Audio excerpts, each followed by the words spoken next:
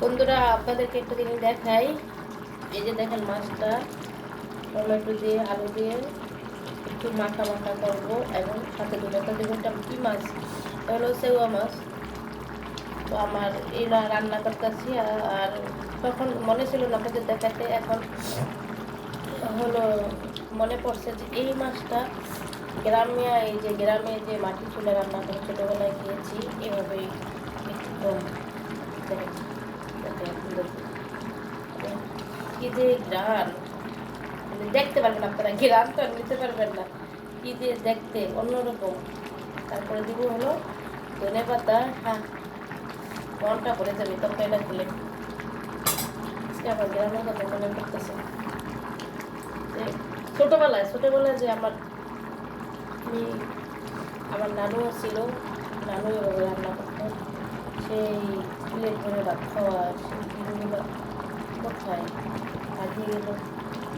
মানুষ মারা গেছে, অথচ স্মৃতি রেখে দিয়েছে, তাও আবার অন্তরে। এটা কিন্তু খাওয়ার সময় দেখাবো, অনেক অনেক টেস্ট। মাশাআল্লাহ, এই রান্না তাদের কাছ থেকে আমি শিখেছি। এটা আবার ঢাকার মানুষ খুব কম পারে। যদি যারা গ্রাম, বেশিরভাগই তো এখন ঢাকা গ্রাম থেকে আসা। তো এখন আমি আরেকটু হোক ধন্যবাদ দিয়ে দিব। এই তো আমি এখন ধন্যবাদ কেটেছি।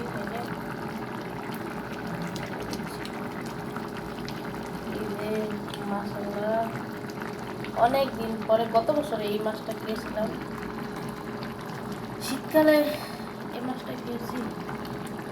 খুব কষ্ট লাগতেছে আমার নানুর জন্য। আমি দোয়া করি আমার নানু যেখানে থাকো ভালো থাকো। আমি একদিন মাটির নিচে চলে যাব, কেউ পিঠে দিতে থাকবে না। সবাই ভালো থাকবেন, সুস্থ থাকবেন। আল্লাহ হাফেজ।